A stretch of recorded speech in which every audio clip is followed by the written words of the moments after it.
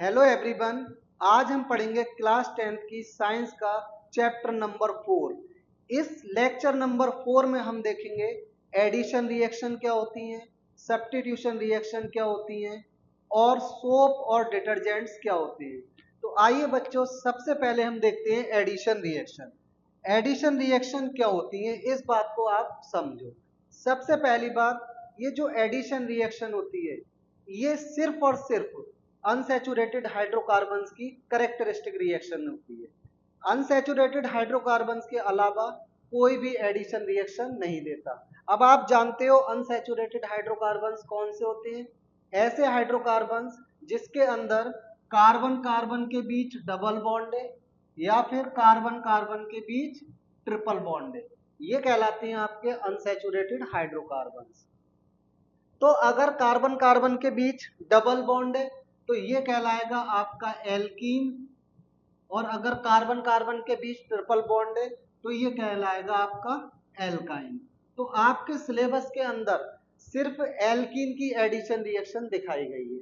तो यहाँ पर होता क्या है, हम यहाँ पर एक एल्कीन का मेंबर ले लिया। ये आपका जो एल्कीन का मेंबर है वो है आपका ईथीन। क्या है आपका? ईथीन। इस ईथीन को हम in presence of nickel, nickel की प्रेजेंस में इस ईथीन में हाइड्रोजन का मॉलिक्यूल ऐड करते हैं। तो जब आप हाइड्रोजन का मॉलिक्यूल निकिल की प्रेजेंस में ऐड करोगे तो क्या होगा, ये जो डबल बॉन्ड है ये ब्रेक हो जाएगा। और जैसे ये डबल बॉन्ड ब्रेक होगा तो ये जो दो हाइड्रोजन आपकी थी इनमें से एक हाइड्रोजन इस कार्बन पर ऐड हो जाएगा और दूसरा वाला हाइड्रोजन इस कार्बन पर। इस तरीके से आपको मिलेगा ईथेन। क्या मिलेगा? ईथेन। तो यहां पर हमने क्या किया, ईथीन से ईथेन बना दिया। मींस यहां पर जो काम हो रहा है वो काम ये है, इस रिएक्शन की मदद से आप अनसैचुरेटेड हाइड्रोकार्बन्स को सैचुरेटेड हाइड्रोकार्बन्स में बदल सकते हैं।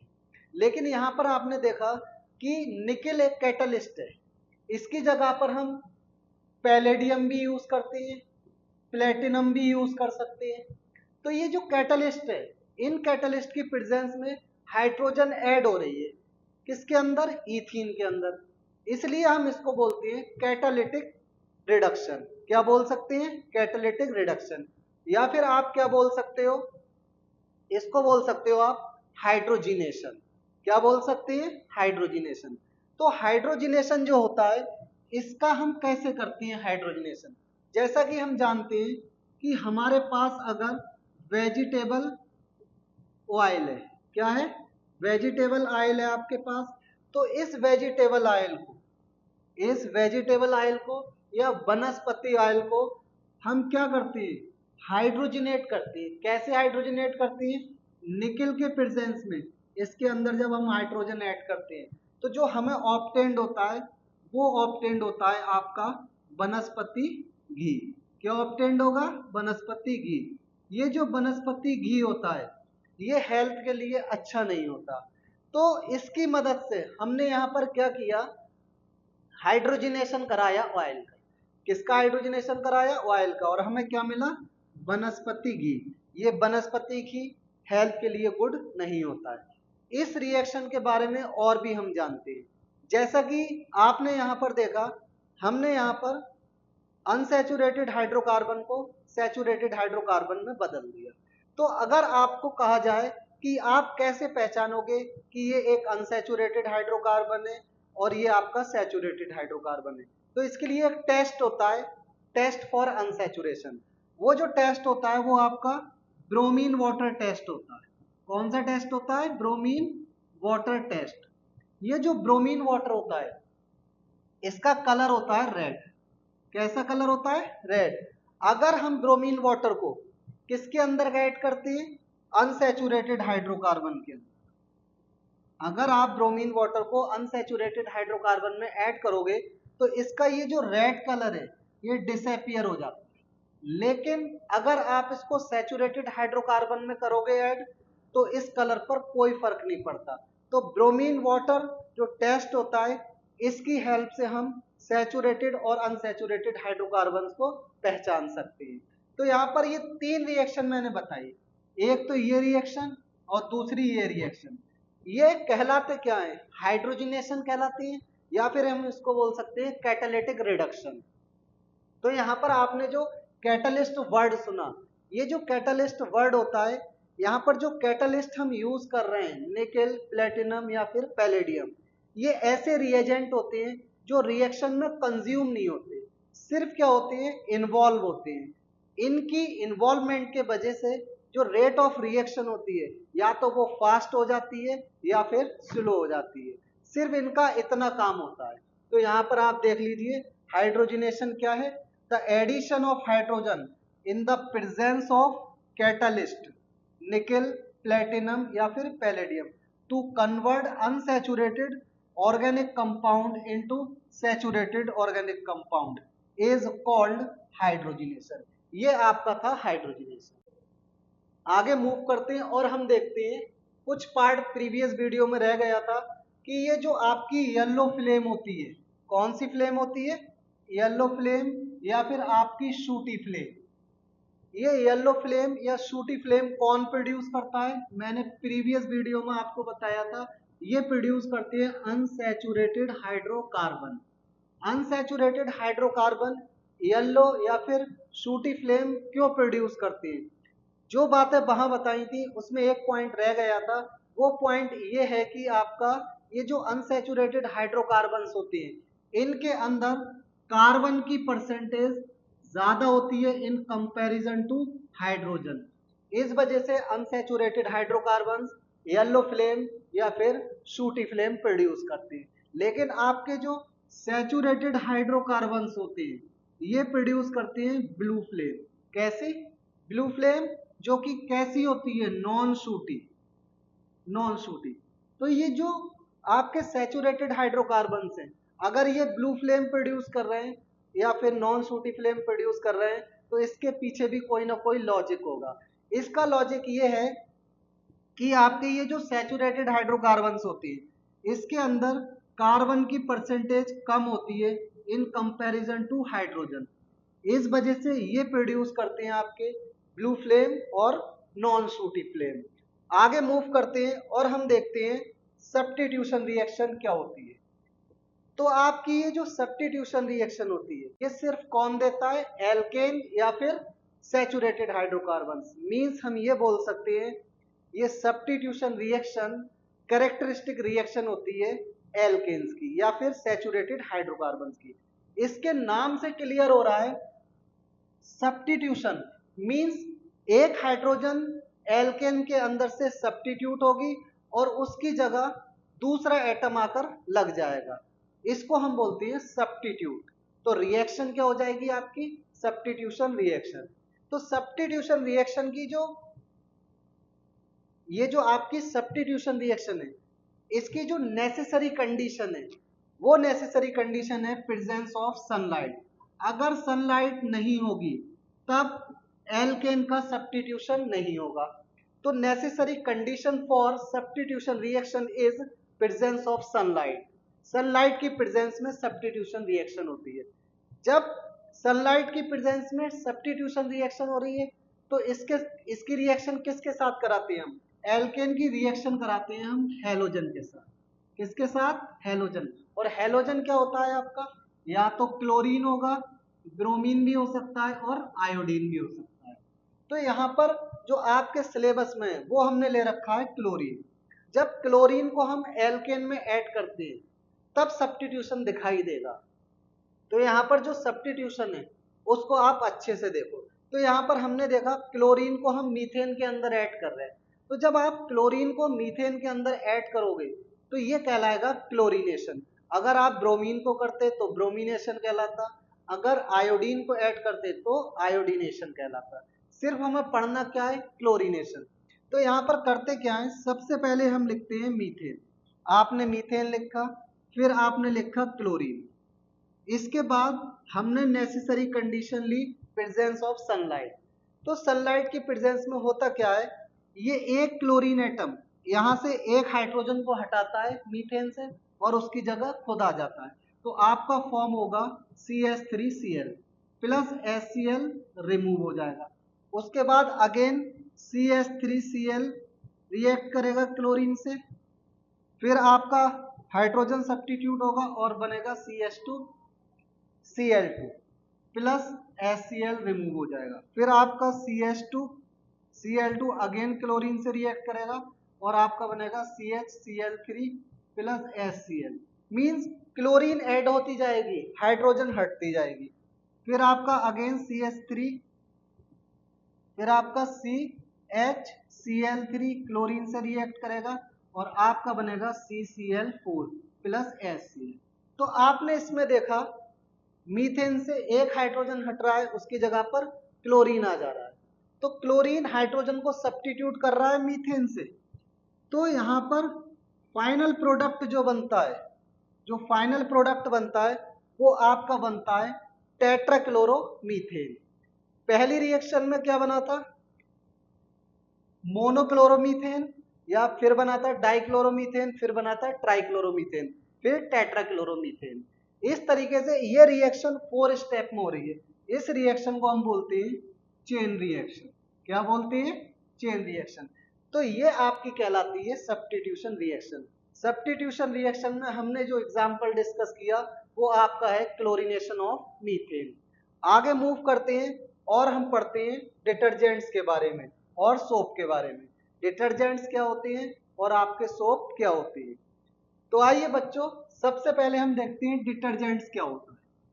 जैसा कि यहाँ पर लिखा है कि ये जो डिटर्जेंट्स होते हैं ये ऐसे केमिकल सब्सटेंस होते हैं जिसका यूज हम करते हैं क्लीनिसाइजिंग एक्शन में। मींस कपड़ों की साफ सफाई या किसी और तरीके की क्लीनिंग करना है, उसके केस में हम जो सब्सटेंस यूज करते हैं वो आपके कहलाते हैं डिटर्जेंट्स।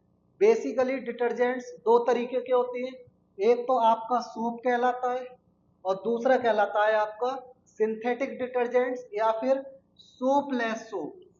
ये दो तरीके के डिटर्जेंट्स होते हैं, दोनों में डिफरेंस होता है। तो सबसे पहले हम देखते हैं सोप को। सोप क्या कहलाती है? बहुत सिंपली ध्यान रखना है आपको, सोप क्या होती है। ये हायर फैटी एसिड के सॉल्ट्स होते हैं या हायर कार्बोक्सिलिक एसिड के सॉल्ट्स होते हैं। तो यहाँ पर देखना है आपको, ये क्या होंगे? हायर फैटी एसिड्स के सॉल्ट्स या फिर हायर कार्बोक्सिलिक एसिड के सॉल्ट्स। यहाँ पर जो एग्जाम्पल दिया गया है वो आपका है सोडियम पाल्मिटेट या फिर सोडियम स्टीयरेट। ये देखिए आप, यहाँ पर ये क्या है? सॉल्ट ऑफ कार्बोक्सिलिक एसिड से कितने बड़े बड़े मेंबर्स है, तो यही क्या कहलाती है? सोप कहलाती है। तो यहाँ पर आपने ये जो सोप के एग्जाम्पल्स देखे, इसके अंदर आपको दो पार्ट नजर आ रहे हैं। कौन कौन से? एक पार्ट तो आपको ये नजर आ रहा है, ये वाला, और दूसरा पार्ट ये नजर आ रहा है। ये जो दो पार्ट है आपके, इसमें एक जो पार्ट है वो रिप्रेजेंट कर रहा है हाइड्रोकार्बन चेन को और दूसरा पार्ट है वो रिप्रेजेंट कर रहा है आयनिक पार्ट। मीन्स जो हाइड्रोकार्बन पार्ट होता है ये आपका नॉन आयनिक होता है, या फिर हम बोल सकते हैं ये जो COONA ये पोलर पार्ट है और आपका C17H35 ये आपका नॉन पोलर पार्ट है। इसको आगे देखते हैं। चाहे आपका सोप हो चाहे डिटर्जेंट हो, दोनों दो पार्ट से मिलकर बने होते हैं। कौन कौन से? एक तो आपका नॉन पोलर जो पार्ट होता है उसको हम बोलते हैं टेल। क्या बोलते हैं? टेल। तो ये टेल हो गई। और दूसरा जो पोलर पार्ट होता है उसको हम बोलते हैं हेड। तो यहाँ पर देख लीजिए आप, ये जो हाइड्रोकार्बन पार्ट है, इतना हाइड्रोकार्बन पार्ट है, इसको नॉन पोलर या फिर हम टेल बोलते हैं। और ये जो आपका इतना पार्ट दिखाई दे रहा है, ये वाला COO -Na प्लस, ये आपका कहलाता है पोलर पार्ट और इसको हम बोलते हैं हेड। तो यहाँ पर अगर हम सोप के मॉलिक्यूल की बात करें तो जो सोप का मॉलिक्यूल होता है ये आपको दिखाई देगा टैडपोल लार्वा की तरह। किसकी तरह दिखाई देगा? Tadpole larva. तो टैडपोल लार्वा का जो हेड होता है ये रिप्रेजेंट करता है आयनिक पार्ट को, डेट इज पोलर को। और आपको जो टैडपोल लार्वा की टेल होती है ये टेल रिप्रेजेंट करती है नॉन आयनिक पार्ट या फिर आपकी नॉन पोलर होती है। ये टेल बनी होती है हाइड्रोकार्बन की, और हेड आपको दिखाई दे रहा है किसका बना होता है, COO माइनस Na प्लस का। तो यहां पर आपने देखा हमारा जो सोप है उसके दो पार्ट है, एक तो नॉन पोलर और एक पोलर। इसको रीड कर लो। A long hydrocarbon chain which is hydrophobic, water repelling and non ionic. Means ये जो नॉन पोलर पार्ट होता है, जो टेल होता है, ये वाटर से नफरत करता है। मीन्स ये वाटर के साथ रिएक्ट नहीं करता, ना ही वाटर में डिजोल्व होता है। लेकिन ये जो आयनिक पार्ट होता है जिसको हमने हेड बोला है, ये कार्बोक्सिलेट ग्रुप कहलाता है। क्या कहलाता है? Carboxylate group. ये वाला पार्ट वाटर के अंदर सॉल्युबल होता है। तो आपको अच्छे से ध्यान रखना है कि कौन सा पार्ट वाटर लविंग होता है और कौन सा पार्ट वाटर रिपेलिंग होता है। मींस एक पार्ट हाइड्रोफिलिक होता है और एक पार्ट हाइड्रोफोबिक। तो हाइड्रोफिलिक जो है वो आपका हेड है और हाइड्रोफोबिक वो आपका टेल है। ये बहुत इंपॉर्टेंट टॉपिक है, इसको अच्छे से रीड करना। आगे मूव करते हैं और देखते हैं हम सेपोनिफिकेशन को। सेपोनिफिकेशन क्या होता है? आपने प्रीवियस वीडियो में पढ़ रखा था, जब हम एस्टर की एल्केलाइन हाइड्रोलिसिस कराते हैं। मींस जब आप एस्टर की रिएक्शन किससे कराते हो? सोप से। जब आप एस्टर की रिएक्शन किससे कराते हो? NaOH से। ये कहलाता है एल्केलाइन हाइड्रोलिसिस। तो यहाँ पर जो फॉर्म होता है वो आपका फॉर्म होता है सोप। क्या फॉर्म होगा? सोप। तो ये जो प्रोसेस है या जो रिएक्शन है, इस रिएक्शन को हम बोलते हैं सेपोनिफिकेशन। हिंदी में बोलते हैं साबुनीकरण। तो आप देख लीजिए, ये आपका एस्टर है, इसकी रिएक्शन किससे कराई? NaOH। मींस NaOH और एस्टर को हमने हीट किया तो हमें मिला सोडियम इथेनोएट प्लस इथेनॉल मिलता है। ये जो प्रोसेस है यही कहलाती है आपकी सेपोनिफिकेशन। इसका दूसरा नाम है एल्केलाइन हाइड्रोलिसिस ऑफ एस्टर। तो सेपोनिफिकेशन समझ गए, इस तरीके से हमारा सोप फॉर्म होता है। आगे मूव करते हैं और देखते हैं लिमिटेशंस क्या होती है। ये जो आपका सोप होता है, पहली बात तो ये कभी भी हार्ड वाटर के अंदर, ये कभी भी हार्ड वाटर के अंदर लेदर प्रोड्यूस नहीं करता। सोप कभी भी हार्ड वाटर के अंदर लेदर प्रोड्यूस नहीं करता। लेकिन जो आपका सॉफ्ट वाटर होता है उसके अंदर सोप लेदर प्रोड्यूस करता है। लेदर को हिंदी में बोलते हैं झाग। जब आप सोप को हार्ड वाटर में डालोगे झाग नहीं बनेंगे, लेकिन अगर आप सोप को सॉफ्ट वाटर में डालते हो तब झाग फॉर्म होंगे। अब ऐसा क्यों होता है?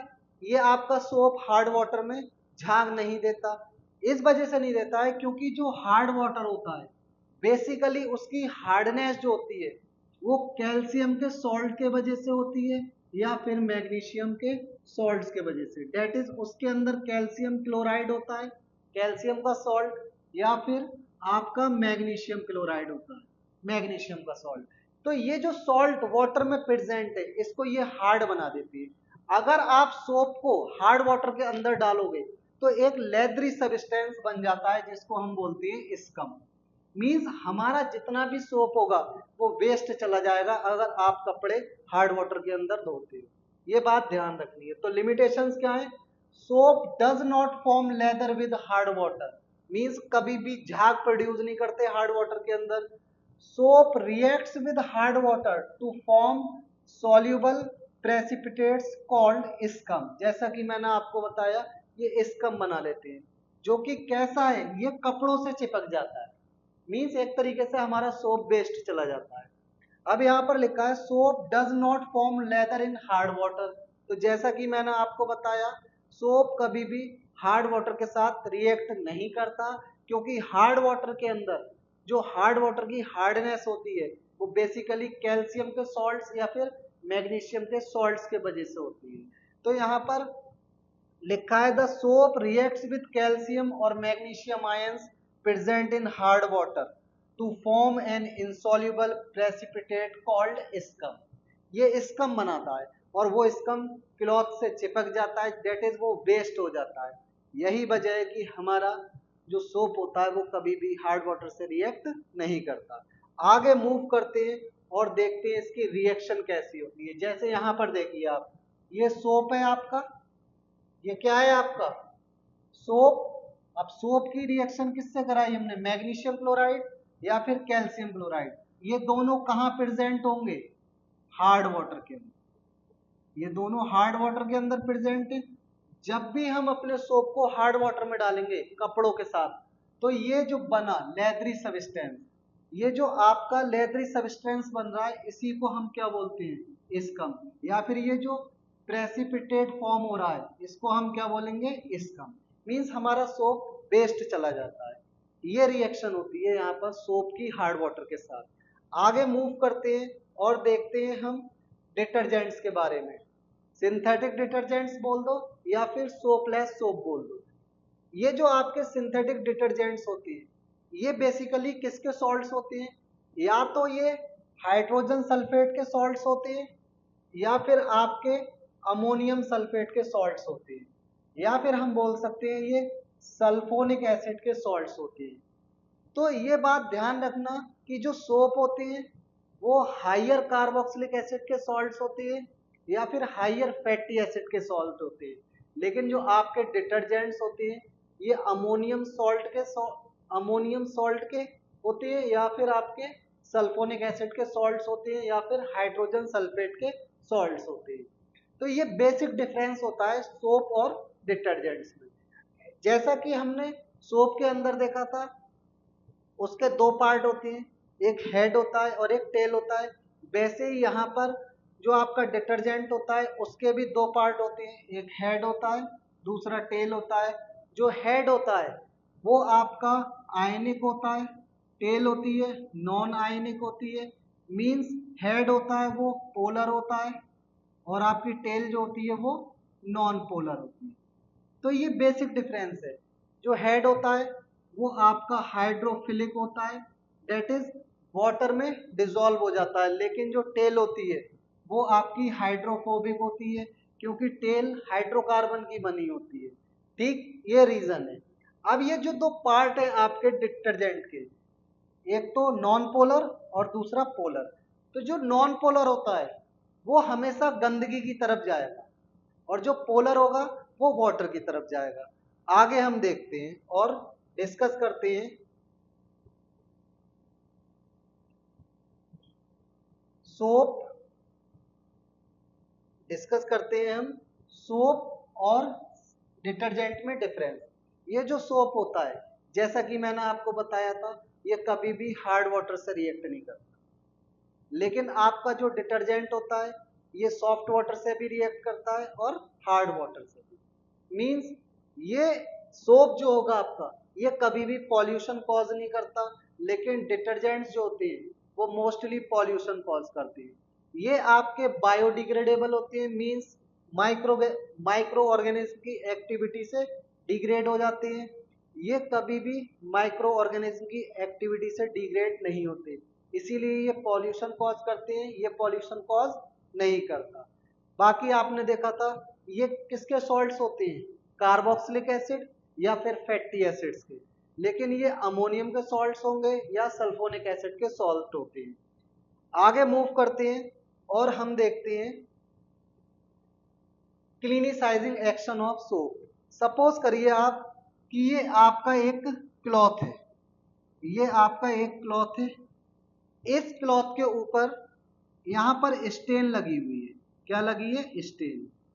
जब आप इस क्लॉथ को किसके अंदर डालते हो, सोप के अंदर, या फिर आप डिटर्जेंट ले लो, कोई भी एक ले सकते हो। तो ये जो सोप है या फिर आपका जो डिटर्जेंट है, होता क्या है इसमें, ये जो आपकी ऑयल की स्टेन थी इसकी तरफ तो आ जाता है आपका तेल, और जो दूर रहता है वो रहता है हेड। ऐसे ही यहां पर ये टेल और ये हेड आ जाता है। इस तरीके से टेल और हेड इस तरीके से ये आपकी टेल और ये आपका हेड। मीन्स जब आपने सोप को और इस क्लॉथ को एक साथ पानी में डाला तो आपका जो सोप था उसका नॉन आयनिक पार्ट तो इसकी तरफ लग गया जाकर, नॉन आयनिक पार्ट, और जो आयनिक पार्ट है, ये जो आयनिक पार्ट है ये आपका चला गया वाटर की तरफ, क्योंकि ये वाटर को डिसॉल्व कर लेगा। मैंने बताया था कि पोलर पोलर में डिसॉल्व होता है और नॉन पोलर नॉन पोलर। तो इस तरीके का ये जो स्ट्रक्चर फॉर्म हो रहा है इसको हम बोलते हैं मिसल। क्या बोलते हैं? मिसल। तो आपने यहां पर देखा कि ये जो मिसल फॉर्म हो रही है इसमें आपका जो पॉजिटिव चार्ज है वो बाहर की तरफ है और नेगेटिव चार्ज अंदर की तरफ है। पॉजिटिव बाहर नेगेटिव अंदर, पॉजिटिव बाहर नेगेटिव अंदर, पॉजिटिव बाहर नेगेटिव अंदर। ये जो आयनिक पार्ट है उसकी बात कर रहे हैं। तो ये जो आयनिक पार्ट है ये रहता है आपका वाटर के साथ कांटेक्ट। किसके साथ? वाटर के साथ कांटेक्ट में। तो जब ये मिसल फॉर्म हो जाती है तो ये मिसल्स, एक मिसल दूसरी मिसल को रेपल करता है, क्योंकि इसकी बाहर वाली साइड पर सेम चार्ज होता है। कैसा? Positive positive.